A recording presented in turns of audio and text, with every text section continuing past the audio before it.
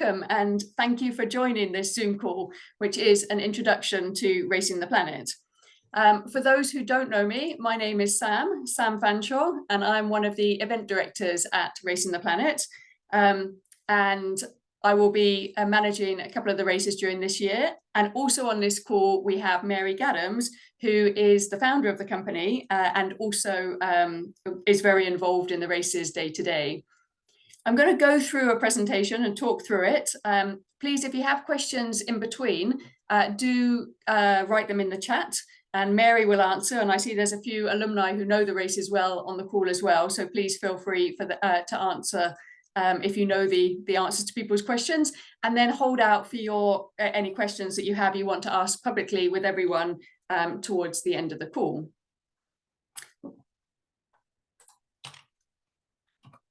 So here we are. So what am I going to cover today? There's a lot to get through. It's quite exciting.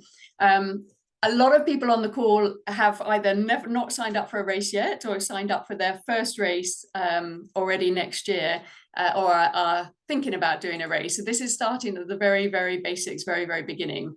So we're going to say, what is Racing the Planet? Some of the key details you need to know if you're starting to think about doing a race. The races themselves, the format, the difference between them, how the camps work, how the logistics work, etc. The equipment, and what it takes to complete a race, including just some brief summary of sort of how to get started and including the training side. I'm going to bring up some common concerns and questions that people raise to me when they're thinking about doing a race, and then I'll open it up to a Q&A for everyone. So let's start at the very beginning. What are Racing the Planet Ultramarathons? So they are, most importantly, they are 250 kilometer or 55 mile foot races. They take place over 6 stages and 7 days. They're self-supported, which means you have to carry a lot of the equipment yourself. They take place in rough country terrain, so they're not road races. They're on all sorts of off-road trails. And they're in stunning and culturally rich locations around the planet. Some of the background to Racing the Planet. So it was founded in 2003 by Mary Gaddams, who is on the call. It was founded based on the ethos to take people back to basics without the creature comforts that we take for granted in everyday life. Comfortable bed, showers at least once a day, instant internet access wherever we go, or frustration if we don't get it. We're trying to take people away from that. And secondly, to experience the special cultures and landscapes around the world before they disappear or change as the world changes. We've hosted 75 races over the last 20 years in nearly 20 countries. We've had more than 10,000 racers that have gone through the races or started the races. And we have the 4 Deserts race series. And we also have the Racing the Planet Ultramarathon that is sometimes called the roving race, which takes place in a different location for each edition of the race and is slightly separate to the 4 Deserts series. If you complete all 4 deserts, then you will join the 4 Deserts Club, and you can do that over any time frame. If you complete all 4 deserts in 1 year, that's called the 4 Deserts Grand Slam. And if you complete all 4 deserts in 1 year plus the Racing the Planet Ultramarathon, so 5 races in a year, that's called the Grand Slam Plus. And there's currently less than 20 people that have actually completed the Grand Slam Plus, with more than 300 people who are members of the 4 Deserts Club. That said, there's also a lot of people who just want to do one race, or at least start off saying they only want to do one race, and you can just do one race and don't have to do the others. But just to clarify what those different things mean. And most importantly, it is a race and you are timed, but it is a life-enhancing experience. Only 1 or 2 people can or only a handful of people can win or get the overall prizes, but it's the experience that it comes down to.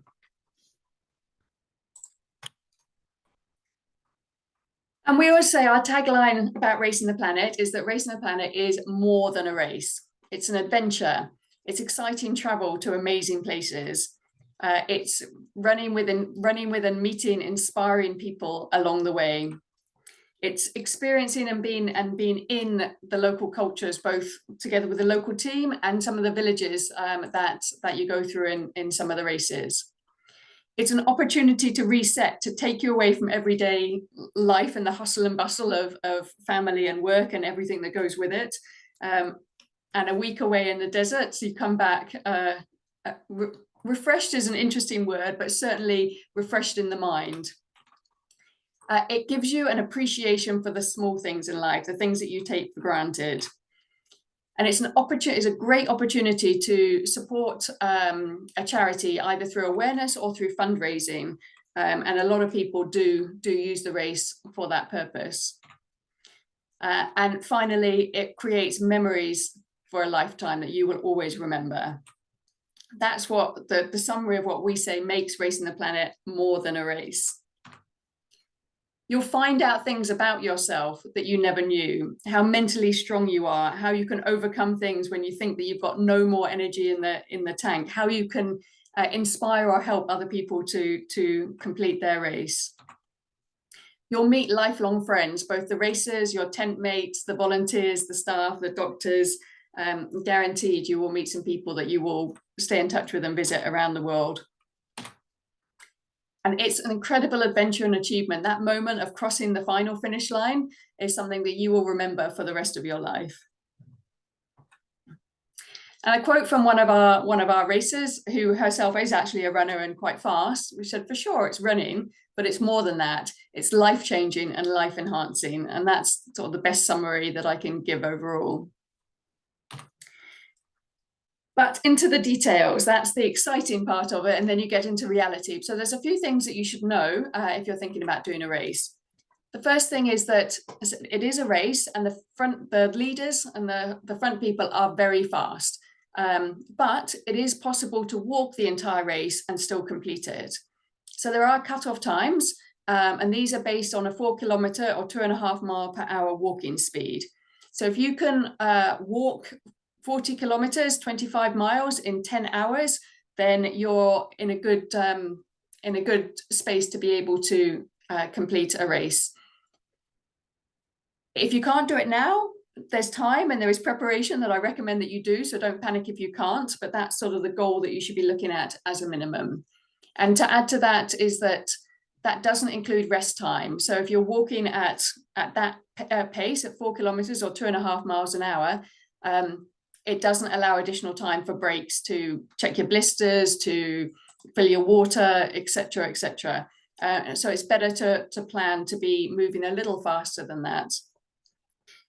The timing works, so your time is taken for each stage, and when you complete each stage, the clock stops, and the cumulative times from each stage are added together. So in general, the fastest time for the races, the whole race, is around or just under 24 hours, and the slowest time will be 70 hours or more. The races, so there's always somebody in their 20s and there's always somebody in their 60s and everything in between. There's normally at least one, if not a handful of people who are in their 70s. Every race has, I say at least, but normally at least 40 countries represented, so truly international. 25% of racers are female, 75 are male at each of the races. And the average finish rate is 80 to 92%, which means that about 8 to 20% of people don't finish the race that they started. So for example, if we've got a field of 150, on average, about 21 people won't finish the race. Now, the reasons that they don't finish range all over the place, but probably the most common reason is blisters. So that's something well worth preparing for, not to get started, but as you start your training preparation, think about blisters. The second reason is more about mental preparedness. It's not so much the physical side, but if you come into a race and you're not mentally prepared for what's ahead of you, then people often get deflated or feel like they can't go on. And some people are able to overcome that, and some people aren't at their first race. Other things, it can be to do with dehydration, it can be to do with chafing, and all sorts of other reasons in between. So the races themselves, so we have the Namib race, it's one of the 4 deserts race series, and the next edition of that is April 2024, so in 4 months' time. We've got the Gobi March in Mongolia, which is in June next year. We have Jordan in September 2024. Now, this is our Racing the Planet Ultramarathon, or the roving race for 2024. So that will happen once and is not planned to happen again. We have the last desert in Antarctica in November 2024, and that's the only one of the races that you do need to qualify for by completing two other races. And then Atacama Crossing is the final of the 4 deserts, and that's in Chile. And the next edition of that is in March 2025. So a bit about how the itinerary works. So the race itself is 7 days from Sunday to Saturday. Racers are required to arrive the Friday before the race starts. And you can come anytime. Nothing happens on that day other than we provide a hotel for that night. On Saturday, from around 9 a.m., so starting early, is when the race activities start. So we start with race check-in, where we check all of your gear, we go through your forms, you meet with a medical doctor, we have a pre-race briefing, and we give you your race bib and course notes and certain other things for the race. You then pack away everything that you don't need or you're not going to take on the race with you, and we'll store that for you for the week. And then we take you by bus to Camp 1, which in most cases is in the desert. You spend that night, first night in the desert, with your in tents, with your tent mates for the week that we pre-assign in advance, and you can request your tent mates, or we will put you with people that we think will be an interesting mix. Then on the Sunday is stage 1 of the race. That's when the race starts, and the race starts most days at 8 a.m. So then from Sunday to Saturday, you have stages 1 to 6. Stage 6 finishing on Saturday. It's a short stage that you'll see in a moment. You cross the final finish line, you receive your medals. We have a small celebration at the finish line. And then you go off to the hotel that we provide for that night and have the best shower that you will ever have had, possibly in your entire life, but certainly it's a very much appreciated shower.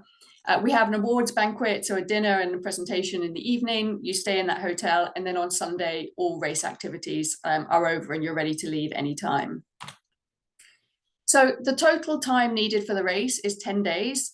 I say plus travel, but depending on how far that you're coming from, the Friday before and the Sunday afterwards are also travel days.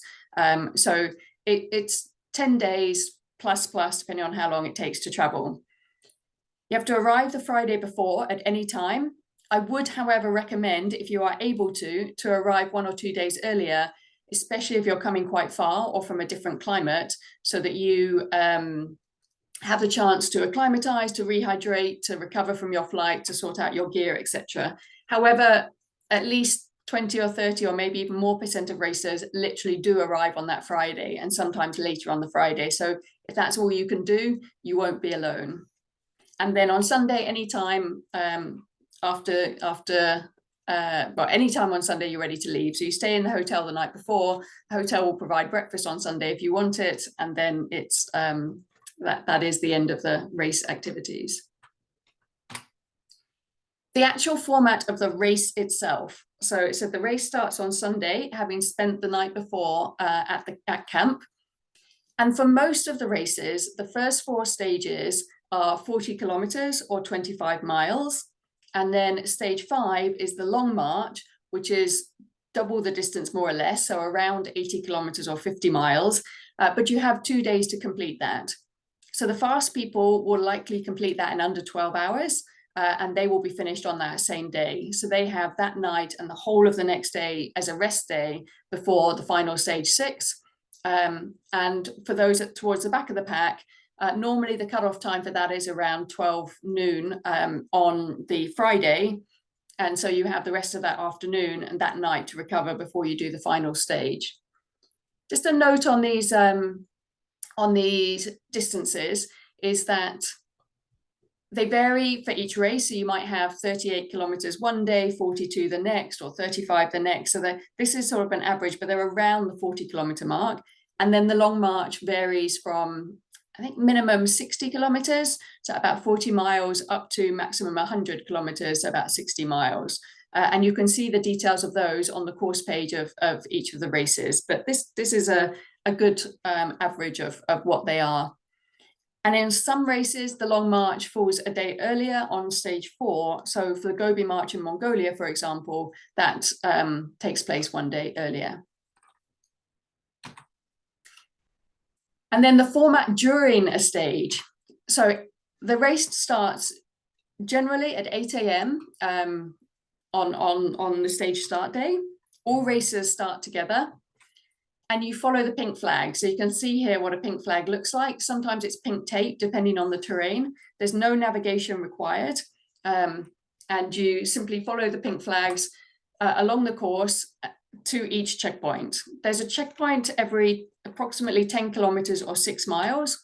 And at that checkpoint, there is water, there is shade, there is a medical doctor, and there's volunteers for help and support. We also have vehicles there from which we rove the course where we can drive it, just to keep an eye on you and make sure you're all okay. And also for when the checkpoint packs up, or if anybody decides not to carry on, then they will be taken in a vehicle onto the next camp. In terms of the water, so you have to carry the water for each section of each stage. So for each 10-kilometer or 6-mile section, and we provide that at the checkpoint. You have to leave each checkpoint with 1.5 liters of water minimum. So regardless of what you arrive with, you must leave with 1.5. There are some checkpoints where we will require you to take more if it's particularly hot or if it's a long section, or you may be allowed to take more if you choose to. So one of the items on the equipment list is you have to have containers to carry 2.5 liters of water, even though most of the time you will only be using 1.5 liters of it. And the water is provided in large containers from 5 liters to 20 liters. So you must have your own containers in order to decant it into. Your time stops when you complete the stage. The final checkpoint is at camp. And when you reach camp, that's when the stage, your stage finishes. From there, you get to rest, recover, eat, sleep, chat, relax, do whatever you like. Until you start again, normally at 8 a.m. the next day, and the same format applies. The long march is similar to every other day, except that there's more checkpoints because there's still a checkpoint every 10 kilometers or 6 miles. The distance is longer. And there's an overnight checkpoint, normally around halfway, and we'll tell you before the race starts where exactly that checkpoint is. And there we'll have tents for sleeping if anybody wants to take a rest. And we'll also have hot water there to prepare your a meal if you want to have a meal halfway through such a long distance. The cutoff times remain similar based on the 4 kilometer or 2.5 mile per hour walking speed.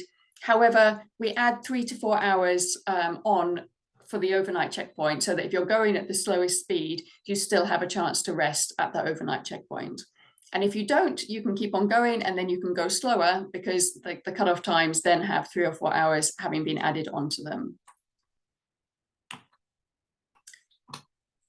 The campsites. I personally believe that we have campsites in some of the most amazing locations in the world. And here's some example of some of them and what a camp looks like. So you've got the competitor tent, you'll have a medical tent, a cyber tent, the finish line, obviously, and the start line, and then an area in the middle with a campfire.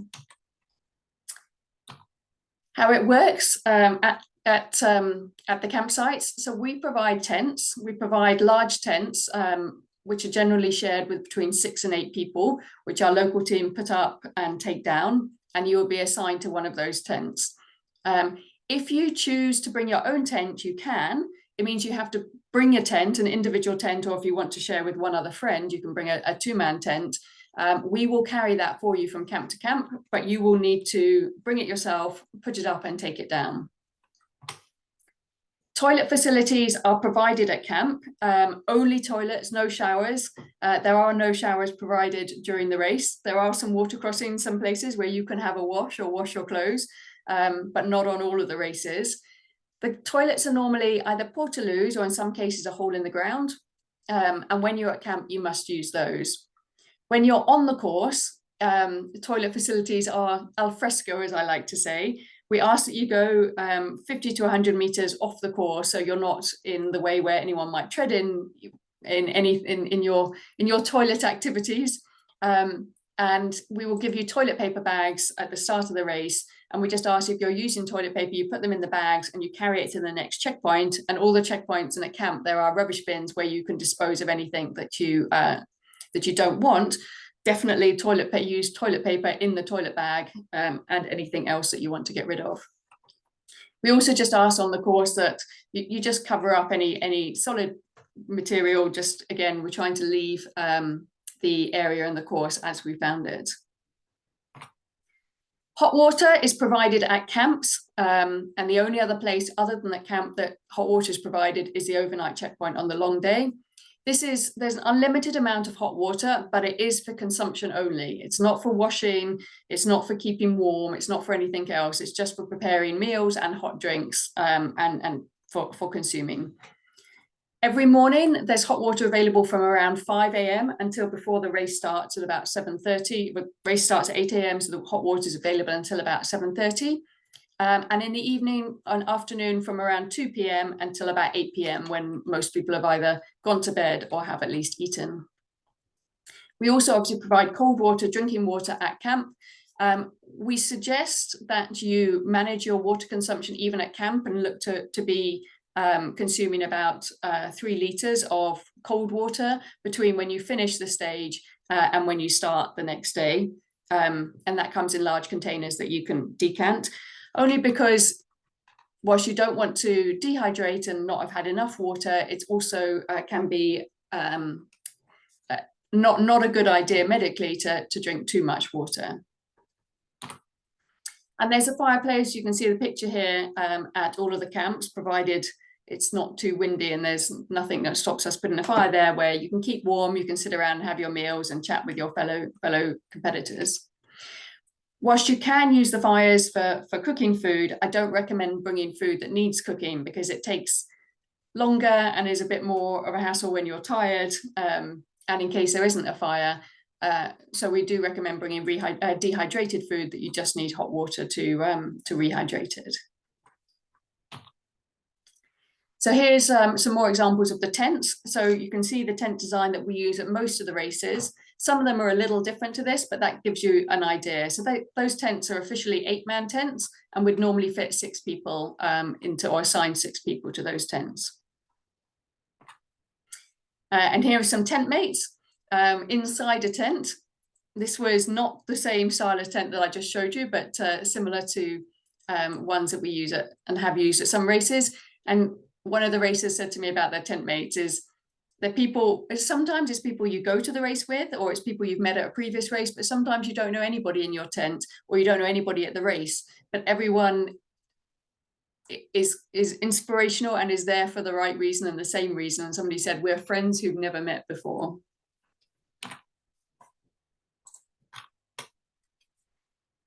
So back to the format. So it is a self-supported race. So self-supported means that you do need to carry everything you need for the race, everything you need for the week, including food, including clothes, including sleeping equipment, just not your tents or the water. You just need to carry the water for each section, and we will top up at the checkpoints. So with that in mind, you can see here someone's backpack that has everything that they need for the week. That was actually taken on stage 2 of a race. So the backpack is still quite full, but as I come on more, you'll see. So there's 35 mandatory equipment items. That sounds daunting, but that's everything that you absolutely must have, from your trainers to the safety pins to put on your bib and everything in between. Your pack should not weigh, if you can help it, more than 12 kilos or 26 pounds. And it is very possible to do that. The lightest pack at most races is about 6 kilos. The heaviest is around 15 or 16, and we have had much heavier, but it's definitely not recommended to go above 12 kilos, and that's without water. The optimum weight, I would say, is 10 kilos if you can. I think that's 22 pounds. Everything should fit into a 25 or 30 litre pack. Some people go 32 or 35, which is also fine. If you go that much bigger, I suggest that you do it because you want to have more space so everything's not so tightly packed, not to fill it, because the more you have in your pack, the heavier it is and the harder you're making the race for yourself. And this pack here in the photo is a 25 litre pack. Food will be about half the weight and about half the space, maybe even a little bit more in terms of both, actually. The good thing about that is that you're eating the food or consuming the food. So in theory, the weight of your pack goes down as the race goes on. Now, obviously certainly it doesn't feel like that's the case, because as you're doing more kilometers, more distance, you are getting more tired, but it is definitely true. You must have mandatory 14,000 calories for the week, and that's based on 2,000 calories per day for 7 days out there. Now, the last day is a very short day, and then you obviously have the rest day as well. So you don't have to allocate the food exactly 2,000 per day, but you do need to have a minimum of 14,000. Most people bring between 15,000 and 20,000 calories. Try not to bring more and manage it and test it so that you don't, again, the more you carry, the heavier it is. As I said before already, dehydrated food is recommended as the main meal, normally in the evening, possibly in the morning as well, just because it's very light and generally the highest calorie to weight ratio, which is what you're looking at. But do make sure you test it to make sure you feel comfortable and enjoy eating it. You can bring additional items. You can bring anything you like, but we recommend keeping these to a minimum. Instead, the more you bring, the heavier pack, the harder the race. We have a very I'm not going to go into the detailed equipment, but we do have a very detailed equipment list that is on the website. You can see it anyway, but here are the 35 items. And then there's some optional items, ones that we recommend that you consider looking at, which is not very many, but a few. So it all fits on one page there, but the full equipment list is 13 pages. And so you can see for each item, we tell you what size, how many, what it's used for, what we recommend, and then also some links or some details of specific makes and models that people have used and recommend and that we recommend.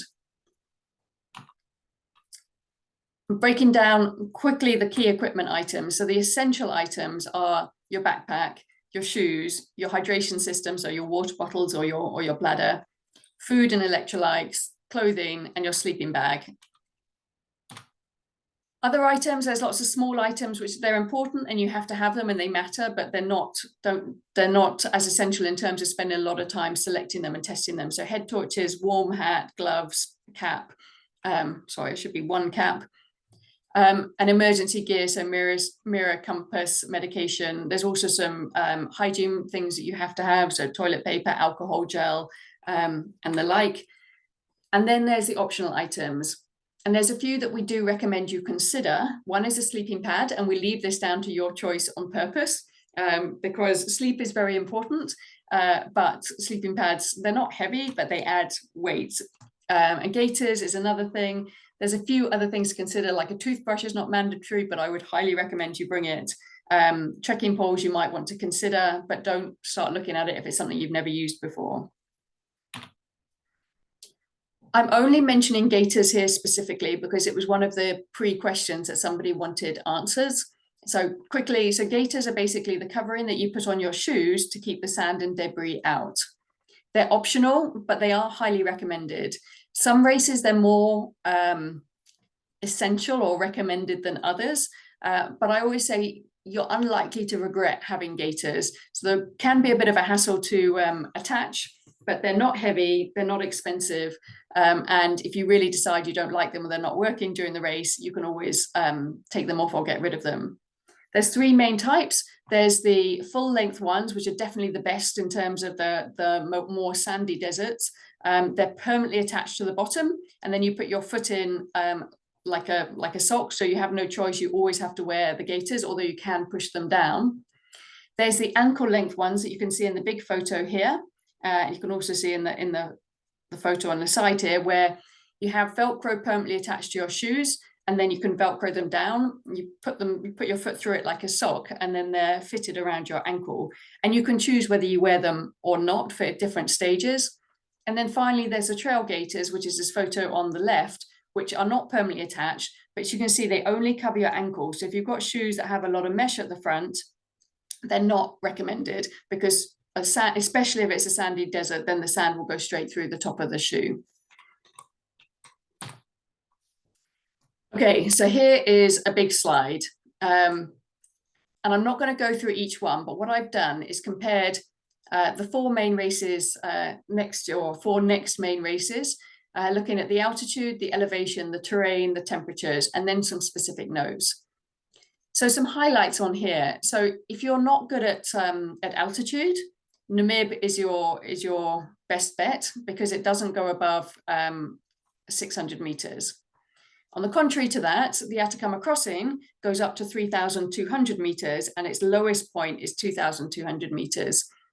And definitely the altitude affects people there, not so much in stopping them carrying on racing, but just that being more of a struggle, especially at the start, especially for those arriving just before who are coming from sea level. In terms of elevation gain, so interesting, the Gobi March, which is the most moderate of all of them, has the most elevation gain, but it still only goes up to a maximum highest point of just under 1,800 meters. I put the feet in here, but I'm going to talk in meters and Celsius mainly now. So most of that is undulating up and down. Again, on the course pages, you can see the elevation chart, so you can see how this relates specifically to how much elevation you do each day. The race in Jordan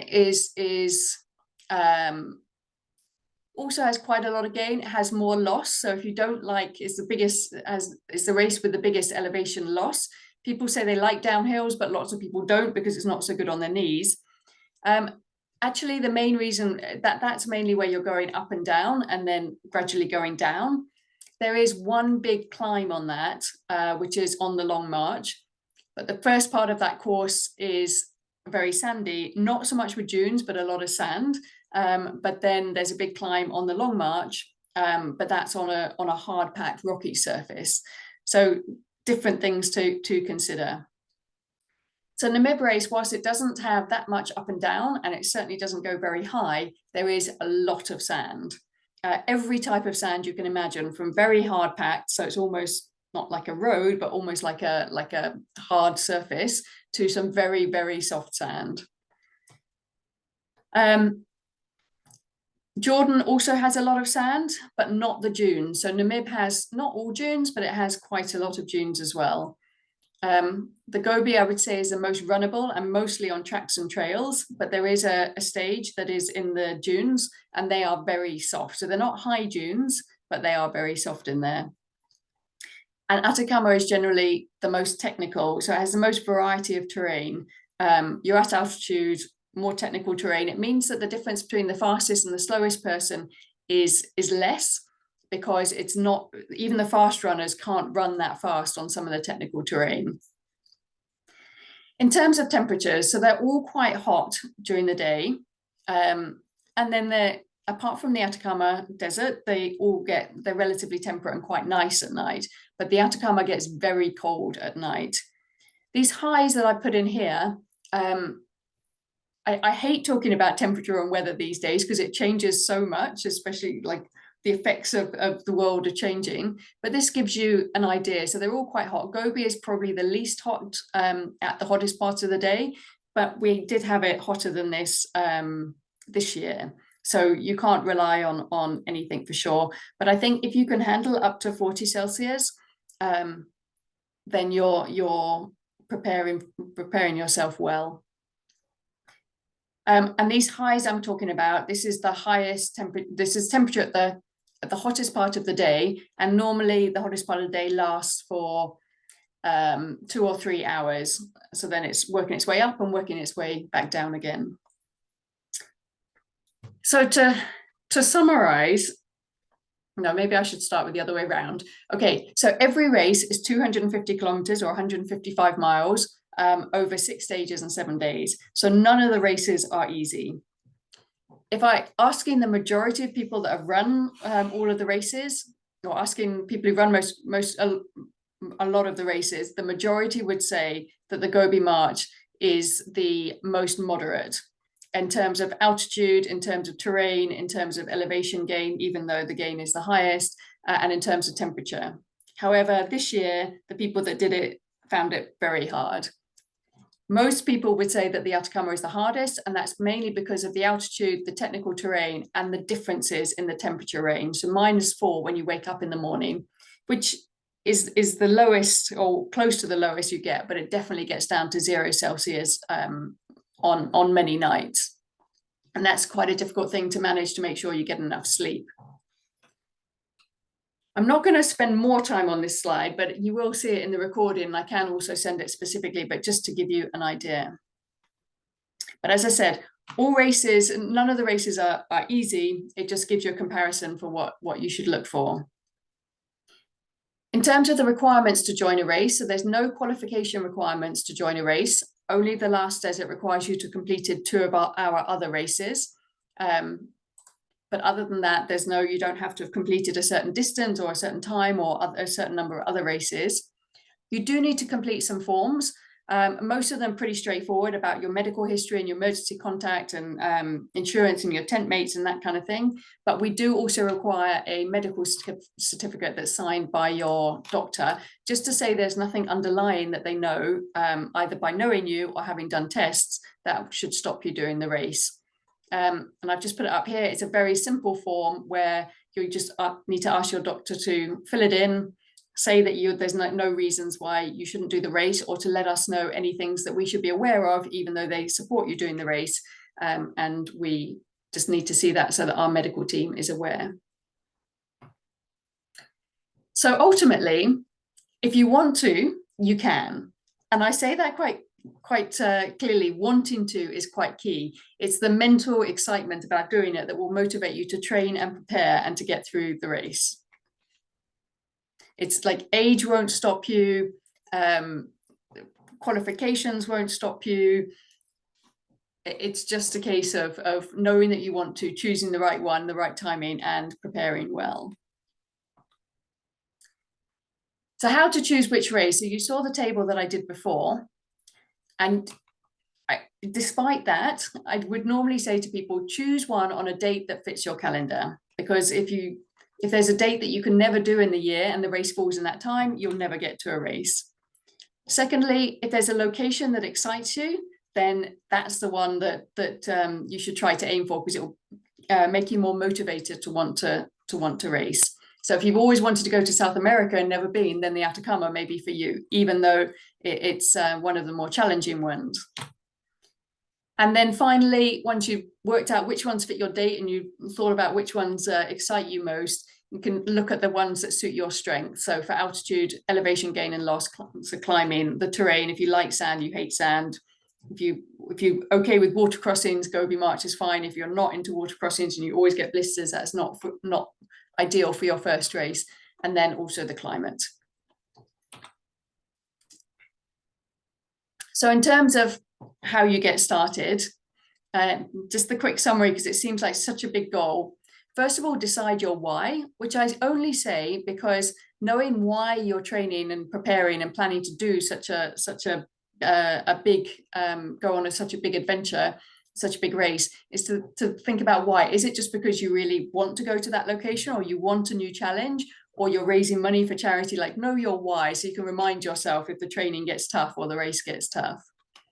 Set your goal, and at this point it doesn't need to be an exact goal, but do you want to push for a top 10? Do you want to be middle of the pack, or do you just want to finish with a smile? Work out how long until your race. So if you're looking at Namib race, you're looking at 4 months. If you're looking at Gobi, you're looking at 6 months. So work out the time that you've got and then put in place a training plan to suit your goal. Use existing resources. There's so many resources out there, so don't go and reinvent the wheel immediately. Past races, training plans that we've got on the website, or trainers that we recommend, or ones that you use anyway. or the Racing Planet website, blogs, photos, expert articles. There's so much on there. And then prepare the non-training elements after that. So see what you can do to prepare for the climate, the terrain, the altitude, and the elevation. Look at the equipment and work out the logistics, which primarily is getting yourself to the host town. How long before the race should you start training? And there's no easy answer to this, but it's a question I get asked quite a lot. So I put in place a simple way to kind of assess yourself looking at this. Let's say if you're a beginner that doesn't do a lot of hiking or doesn't do a lot of running, and no experience of doing anything long distance, then look at 1 year. I wouldn't go beyond 1 year unless the race date doesn't fit you before then, only because if you start training early, it's easy to get training fatigue if you have too much time. If you have a good base fitness, but you haven't got any experience in long distance races, then maybe look at 6 months. And if you're experienced and fit, either in doing other long distance challenges, whether it's hikes on your own or other races, single stage or multi-stage, and it's just a case of preparing specifically for the race you want to do, then 3 months is more than enough. I will caveat this with saying that we have had people join the races who have done really absolute minimal training and have joined at the last minute and have still been able to finish it, but it will make the whole experience much more enjoyable if you are well prepared.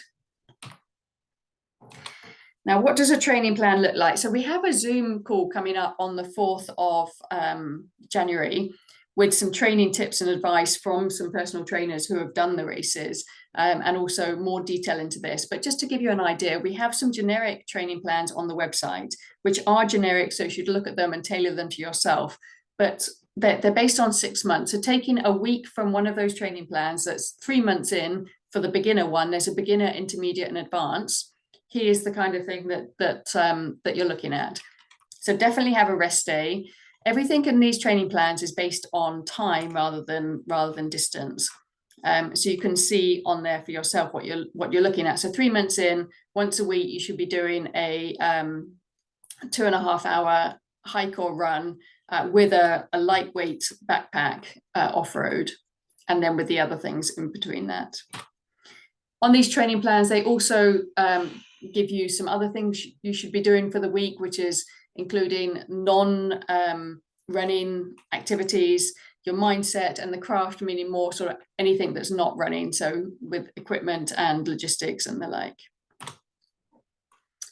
And if you're not sure where to start with the training plans, and you've looked at one of ours, or you have a look at one of our generic ones first and you think that doesn't work, look to go to a trainer. You can go to them normally just to get a training plan once based on where you're at and what you want to do. You can, some of them are set up where you can have regular discussions and feedback, so they'll change your plan every month or so, and you'll have a call with them either every week or every month. You can do group training or all-round life coaching, so it's not just about the running, but includes that. Some of the recommendations, and they're all on our website, and I think we've got John Bazoo on the call who will talk a little bit later on. But I said, if you haven't already, and I will send it in a follow-up to this email, we have a Zoom call 4th of January with training, advice, and tips that will go into more detail on these. Some top tips to get started. Start slowly. Do not just run, even if you think you're going to run the whole thing, because you probably will walk some of it. Build the training into your daily schedule so it's not always a grind. Things like carrying your backpack from early on when you're going to work, not just when you're going out for a run with it. Fit your training plan to the fitness level and schedule that suits you. Don't just take one and say, I'll do that if you're never able to make it. And pacing and recovery are as important as the actual training. So the things that people often say, 90% of the race and the training is mental, and the other 10% is in your head. Go back to, if you're excited by it and you're ready to do it, you will want to do it, and that will get you to the end. Fail to prepare, prepare to fail. There's a lot of preparation you can do. The more preparation and research you do, the better you will do on the day. Okay, and then find a training plan that suits you. Entry fee and what's included. So the entry fee for a race is $4,100 US. It generally needs to be paid 120 days before the race. It's usually paid a deposit of 1,500 and then the balance 120 days before. It can also be paid in installments, for example, monthly installments, 10 monthly installments of $410, or quarterly installments or monthly installments over a smaller period. And you can pay by credit card or bank wire. This includes everything once you arrive in the host town. So one hotel night before, if you arrive early, you need to plan that yourself, but one hotel night before, most of the meals before and after, and then you've got your mandatory equipment during the race, the logistics within, the support, the operations, the awards banquet, medal, a souvenir, top, etc. Additional costs you do need to consider is the travel to the host town, so flights and or other travel, equipment, the mandatory equipment for the race, and then insurance, which that can vary from less than $100 up to a lot more. Common concerns that people raise with me, or common questions, I suppose. And I think I've answered quite a lot of them here. So I've never camped before. Well, a lot of people haven't, and a lot of people don't camp at all, except when they come to the races. And it's part of the experience. It's something to be ready for, but I would recommend trying it at home before you come at least once. How do my tent mates get selected? Well, you can let me know who you want to share with, if you're coming with friends or you know other people doing the race, or I will assign them for you, and I will make sure that you have an interesting, diverse and supportive group of racers. Most people, probably about 50% of people doing the race, don't know anyone else at the race or didn't know anyone else at the race the first time that they came to a race. So coming to a race on your own, I actually think it gives a greater experience. However, coming with friends is very helpful for the training and planning of the logistics. So don't worry if you don't know anyone else who's doing the race. You won't be the only person, and you'll have a whole camp full of friends by the end of it. If you're not very good in the heat, it's not ideal because the races generally are in hotter locations. The roving races aren't always in the heat, but there's ways that you can train and prepare for the heat. So whether it's spending time in saunas, running in saunas, the like. But if you're not very good in the heat, I'll talk to you separately on that, and maybe we can talk about it a bit in the training next week. But there are ways that you can prepare. And also just being sensible with things like wearing your cap, putting your sunscreen on, having a hydration system with your electrolytes that works well, that you've tested that works well for you. I don't speak the language, so we have 40 countries represented at each race, including Koreans, Japanese, Spanish, South Americans, and not everyone speaks English. The language of the race is English, but we almost always have volunteers who can help to translate and communicate what you need. So it's not essential, and these days with Google Translate and the like, it's not essential to speak English or the language of the country. Google Translate will get you to where you need to go, and then in the host towns we can help you. The weight of my backpack, I covered 12 kilos or 26 pounds is what you're aiming to be under. How will I be sure to wake up in time in the morning? So I don't know why I get that a lot, but for sure the first night you probably won't sleep very well if it's your first race, because you're so excited and you've had a lot of rest already. But we do a wake up call half an hour or 45 minutes before the race starts. What if I run out of food? Well, the key to this is preparation and rationing so that you don't run out of food. And in theory, if you run out of food, you're out of the race. So you've got to plan it properly. In reality, if you run out of food, we may be able to help, but you would get a time penalty. Any support, any external support that's given will result in a time penalty. How much water is available to me? So I think I've answered it, but you must leave every checkpoint with 1.5 litres of water. And then at camp, you have 3 litres of cold water that you should allocate yourself to think about. And then there is unlimited hot water available at camps. Percentage of people don't finish, we've touched on. So 80 to 92% of people who start the races do finish. Toilet facilities we've spoken about. So I think those are the most common concerns. The other concern people have asked me is it safe? Like, I'm worried that I'm not going to be safe. So we go to countries that we know where we choose countries where we can, where they're stable. So from that safety point of view, there isn't a problem. We do hold the races in the middle of nowhere, and that's the idea, is to get away from people, to get away from civilization, or possibly in small villages, but they don't have a lot of good connectivity. So it's important to know that we are quite far from medical help. So we ask you, and our doctors and our staff will make sure that we are conservative in our approach, that if there's any concern with you, that we will make you rest and address that, so it doesn't become a problem. There are snakes in some of the deserts. I haven't seen snakes in most of the deserts, and I've been to all of them at least 5, if not 10 times. A couple of times I have seen them, but those kind of animals try to get away. So the key is, if you see one, don't go near it, don't try to pick it up, don't touch it. And we actually, touch wood, nobody has had any problems with snakes or critters the like at the races. So key resources, I've spoken about this a lot, past races. If you know someone who's done a race, they will love to talk about it. And they will offer tips and advice that will be invaluable to you, especially if they know you. If you don't know any people who've done our races before, done a Racing the Planet Ultramarathon before, let me know and I can try to connect you with relevant people. Training plans, we have the generic ones on the website, and we have recommended trainers. And most of the trainers are more than happy to have an introductory call with you, so you can at least find out what they can offer and what you need, and see whether that's a way forward. The Racing the Planet website, so the course information, the equipment list, the photos, the videos, the itineraries, blog experience, etc., are all there. And of course, you can email us. info@racingtheplanet.com is the best place to go to, and then that will get put onto the relevant person. There's also a section on the website that's full of expert articles about medical equipment, training, nutrition, etc. And if there's areas you're worried about, they're worth reading. Some comments I wanted to share with you from some past racers, and could put these up here. And then at the same time, John, I think you're still there. I'm going to ask you if you can just say a few words about your experience of Racing the Planet, and recommendations you would give to people based on what you gained from it and what you would learn from doing the races. Thanks, Sam. Appreciate it.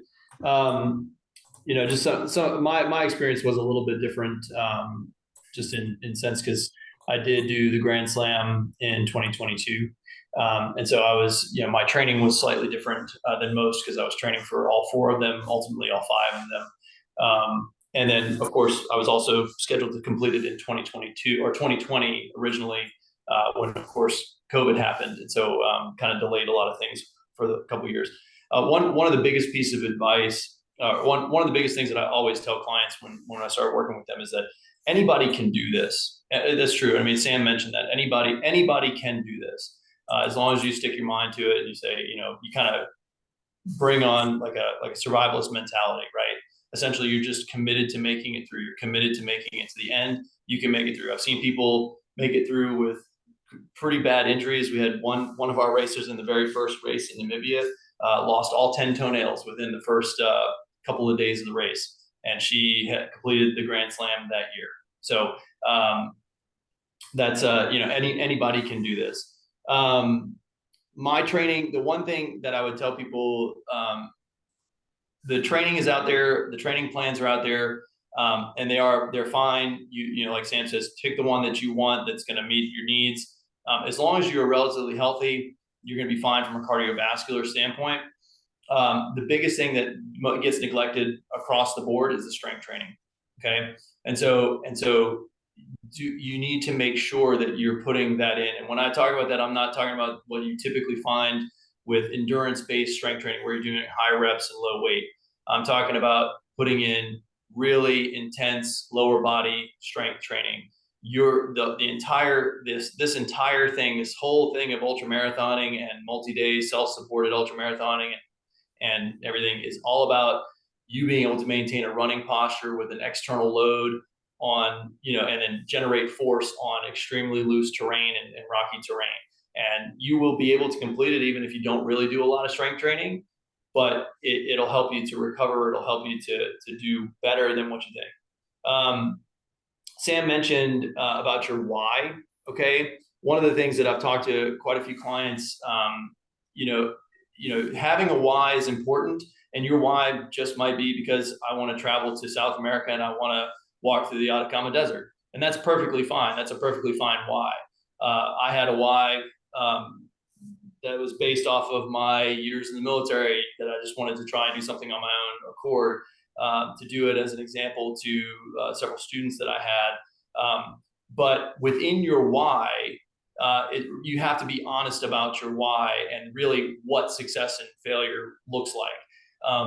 Most people start off, and I've had this happen so many times. I've actually got currently five people that I'm training for races this upcoming year. They all say, I just want to finish. But then when they just finish and they're coming in near the end of the day, or they're finished in 24 hours, and they go, yeah, I really wish I would have finished in the top 10 or won my age group or done something like that. You really have to go in with the mindset of what you really, really, really want to accomplish. Because otherwise you could look at it, instead of looking at it as a mastery standpoint and saying, hey, I didn't accomplish the goal that I really wanted to accomplish. And that can lead to some feelings of, like kind of let down and everything like that. As far as resources, there's great resources on the website. But there's so many permutations of how gear can be done, food and so forth and so on. There's no right or wrong answer. Just spend some time with it. I think Sam mentioned this. It's not one of those things that you can just wait till the very last minute and start throwing stuff into your bag and expect it to kind of work out. I mean, that'll work. You can get it done that way. But if you really want to try and get that pack from 12 kilos down to 8 kilos, it takes a little bit of refinement and really learning about what you can do without. Right, that's the most important thing, is what can you do without. You have to learn to be comfortable being uncomfortable. I went my very first race in Namibia from around 12 kilos to the remaining races just at or under 8 kilos with water. But that takes a pretty significant cut in calories. It takes things. I was having a discussion with someone else in the chat about, my watch needs an extra battery charger, or I need headphones to listen to my music, or I need X, Y, and Z. And those little things, we say it's basically death by 1,000 paper cuts, right? You end up, every little gram counts. And so everything that you sit there and say, hey, I need this to charge my watch, or I need this for whatever, you're just throwing in one little extra gram. And it's not the one straw that broke the camel's back. It's the 1 million underneath it that were there. And so you have to really be careful about the composition and the magnitude of your pack. So you have to spend time on that, and you have to practice that. You can train with just stuff in there, throw jackets, throw whatever, bags of rice into your pack. But as you get closer, it has to become a training focus. It has to be something when you're packing in your bags of food, like how you're actually going to layer that with inside your pack so that you can get into things at night.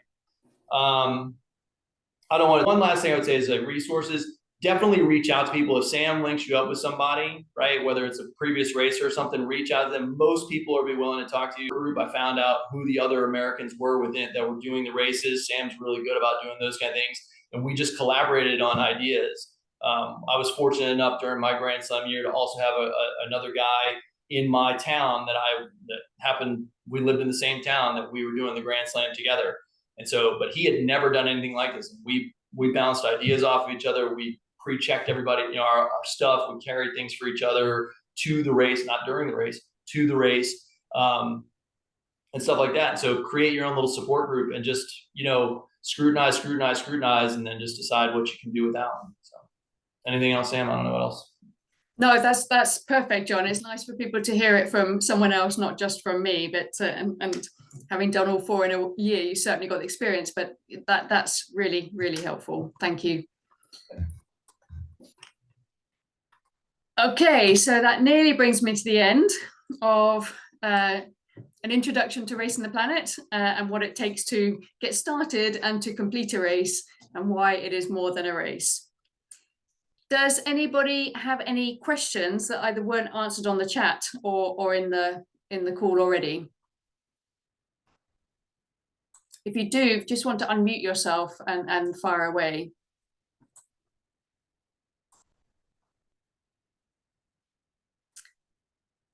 Good.